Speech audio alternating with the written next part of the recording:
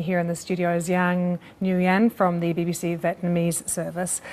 It seems like a long time since we've seen some of those images, talked about these things. I mean, he was 102, but what an incredible legacy. Tell us a bit more. Well, I think the names of Võ Nguyên Giáp, the legend of Vietnam War, is very well known in Vietnam and in the world. During the anti-French resistance war, as we call it in Vietnam, he defeated 4 French generals.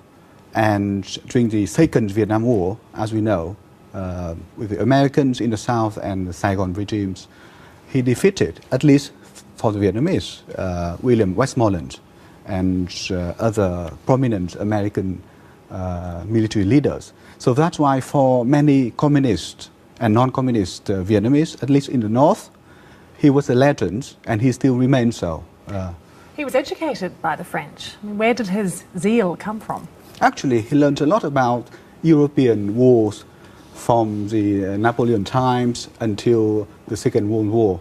And together with Ho Chi Minh, his master, I would say, they seized opportunity after the Second World War in the Far East to seize independence for the Vietnamese.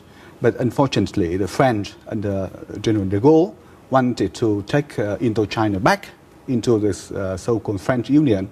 So Giáp joined the founded an army, a little army. In the beginning, only a battalion, and then it grew to 12 battalions. And the communist Vietnam under Giáp and Ho Chi Minh draw the French out of the urban areas to fight in jungles.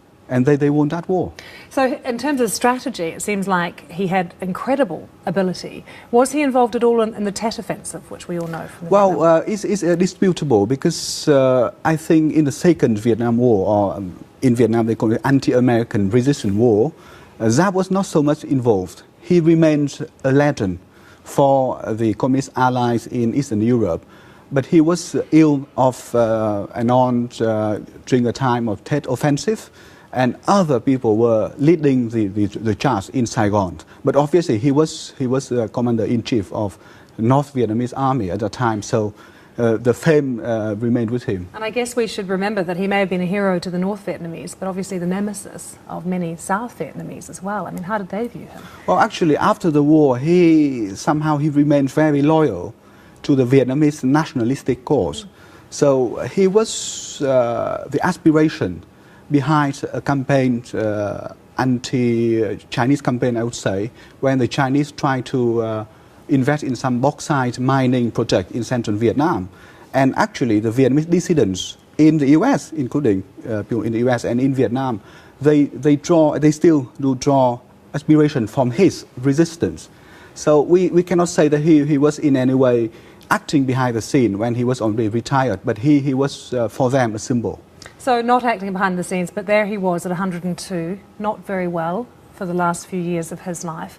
But I was just quickly reading that he did still manage to draw politicians, many prominent Vietnamese in his 90s to come and see him. Was it simply because he was a source of inspiration, or do you think he continued to be influential as well? I think he, after Ho Chi Minh, at least for the North Vietnamese and the Communist Party, which has become pretty corrupt in the market economy at the moment, he had remained a symbol of morality from the revolution. So that's why, obviously, he also drew a lot of visits from people like Chavez or the Castros. But still, for the Vietnamese, a big part of his legacy is about morality and about the fighting spirits of the Vietnamese. That's why he remains very popular.